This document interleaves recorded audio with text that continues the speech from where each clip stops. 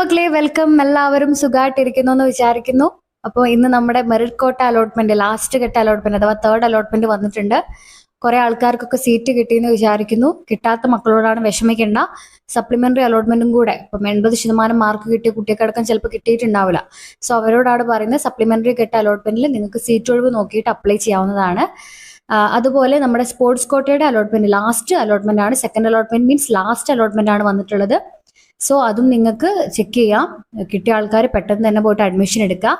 So admission എടുക്കാനുള്ള കാലയളവ് already പറഞ്ഞിട്ടുണ്ട്. മെറിറ്റ് കോട്ടയുടെ നിങ്ങളോട് പറഞ്ഞു 11 മണി തൊട്ട് നാളെ 29-ാം തീയതി 11 മണി തൊട്ട് 3-ാം തീയതി 5 മണി വരെയാണ്. കാരണം 3-ലേക്ക് മാറ്റാൻ കാരണം കമ്മ്യൂണിറ്റി കോട്ടയുടെ ലിസ്റ്റ് സെക്കൻഡ് ഡേ ആണ് വരിക. ചിലപ്പോൾ ഫസ്റ്റ് ഡേ തന്നെ വരാൻ സാധ്യതയുണ്ട്.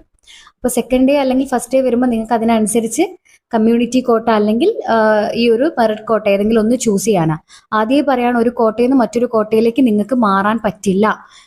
സോ പെർമനന്റ് ആയിട്ട് അഡ്മിഷൻ എടുക്കുന്നതിന് മുന്നേ ആയിട്ട് നിങ്ങൾ എപ്പോഴും ഏതെങ്കിലും ഒന്ന് ചൂസ് ചെയ്യുക. പറഞ്ഞ പോലെ കമ്മ്യൂണിറ്റി കോട്ട കിട്ടുമോ എന്നുള്ളത് സ്കൂളിലൊന്ന് അന്വേഷിച്ച് നോക്കുക. അതും നിങ്ങൾക്ക് ചെയ്യാവുന്നതാണ്. സോ സപ്ലിമെന്ററി ഘട്ടത്തിൽ നിങ്ങൾക്ക് സീറ്റ് ഒഴിവ് നോക്കിയിട്ടായിരിക്കും അപ്ലൈ ചെയ്യാൻ പറ്റുക. ഇപ്പോൾ അപേക്ഷിച്ചിട്ടുള്ള കുട്ടികൾക്കാണെങ്കിൽ പുതുക്കുകയാണ് വേണ്ടത്, റിന്യൂ ചെയ്യാണ് വേണ്ടത്. ഇതുവരെ അപ്ലൈ ചെയ്യാത്ത ആൾക്കാർക്ക് പുതുതായിട്ട് അപേക്ഷിക്കാവുന്നതാണ്. സോ ഇത്രയും കാര്യങ്ങൾ ശ്രദ്ധിക്കുക. VHSCയുടെയും തേർഡ് അലോട്ട്മെന്റ് വന്നിട്ടുണ്ട്. അപ്പം അതും കൂടി ഒന്ന് ചെക്ക് ചെയ്തോളാം, കൊടുത്തിട്ടുള്ള ആൾക്കാർ.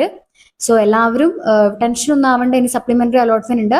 മാനേജ്മെന്റിന്റെ കോട്ടയിലേക്ക് നോക്കുന്ന ആൾക്കാർ കോൺടാക്ട് ചെയ്യേണ്ടത്, സ്കൂളിൽ പോയിട്ട് നിങ്ങൾ എന്ത് ചെയ്യുക, കോൺടാക്ട് ചെയ്യുക.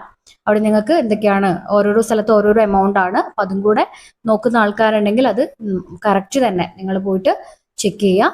ലേറ്റ് ആയി പോകണ്ട. അപ്പം നമുക്ക് ലാസ്റ്റ് ഈ ഒരു 10-ാം തീയതിക്കുള്ളിൽ തന്നെ, 6-ാം തീയതി ക്ലാസ് സ്റ്റാർട്ട് ചെയ്യും. 10-ാം തീയതി അല്ലെങ്കിൽ 11-ാം തീയതിക്കുള്ളിൽ തന്നെ എല്ലാ അലോട്ട്മെന്റും ക്ലോസ് ചെയ്യുന്നതായിരിക്കും, എല്ലാ അഡ്മിഷൻ കാര്യങ്ങളും.